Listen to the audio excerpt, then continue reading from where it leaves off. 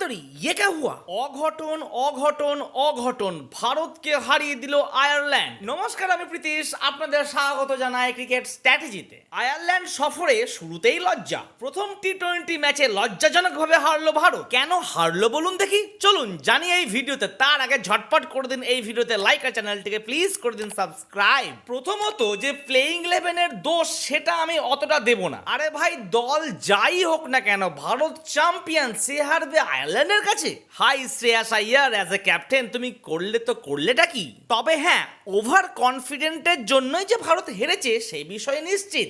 Run machine Lord প্রসিদ্ধ কৃষ্ণা, তোমার খুঁড়ে নমস্কার। এদিন টসে জিতে প্রথমে ফিল্ডিং এর সিদ্ধান্ত নেন টি-20 ফরম্যাটে ভারতীয় দলের নতুন ক্যাপ্টেন শ্রেয়াস আইয়ার। অবশ্য তার এই সিদ্ধান্ত ভারতীয় দলের বিপক্ষে যায়। প্রথমে ব্যাটিং করার সুযোগ পেয়ে 9 উইকেট হারিয়ে 182 রান তোলে আয়ারল্যান্ড। শুরুতেই বিপর্যয় আসে আইরিশ শিবিরে। মাত্র 50 রানের মধ্যেই 3 উইকেট হারিয়ে ফেলে তারা। তবে তারপর অবিশ্বাস্যভাবে ব্যাট করেছে তারা। তবে ক্যাপ্টেন লরকেন ট্যাকারের 50 ও গ্যারেথ ডেলানির 49 রান আয়ারল্যান্ডকে 183 রানের বিরাট স্কোর করতে সাহায্য করে। আর এই রানটি যে প্রসিদ্ধ কৃষ্ণা যে কতটা দায়ী সেটা আমরা প্রত্যেকেই জানি। সে দিল 4 ওভারে 57 রান। শুধুমাত্র এই ম্যাচ বলেই না, তার বিগত ম্যাচগুলো খুলে দেখুন, প্রচন্ড হারে রান দেয় সে। 183 হলো, তাতে কি আছে? ব্যাট করছে ভারত, একজন দাঁড়িয়ে গেলেই করে ফেলবে। তাছাড়া 9 নম্বর অব্দি ব্যাটসম্যান, সেখানে নামছে হর্ষিত রানা। ঠিক এই আত্ম অহংকারটাই যে ভারতকে ডুবিয়েছে তাতে নিশ্চিত।